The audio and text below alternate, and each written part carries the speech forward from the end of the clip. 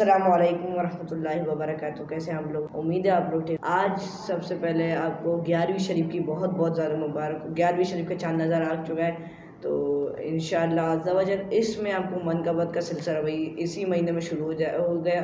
तो कहते हैं मनक़बत बहुत ज़्यादा इंशाअल्लाह आपको बहुत ज़्यादा नहीं, लिमिटेड कम अज़ कम मैं नियत करता हूँ 5 में आपको कहते हैं 5 मनक़बत में आपको इंशाअल्लाह आपको सुनवाऊँगा।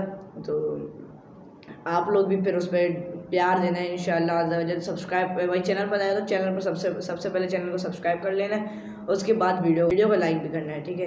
वीडियो को भी लाजमी लाइक करना है। उसके बाद अपनी राय ज़रूर दिया करें भाई, अपने कमेंट्स ज़रूर किया करें और कमेंट्स किया करें, और कम्युनिटी पोस्ट है उसे भी आप लोग लाजमी देखा करें।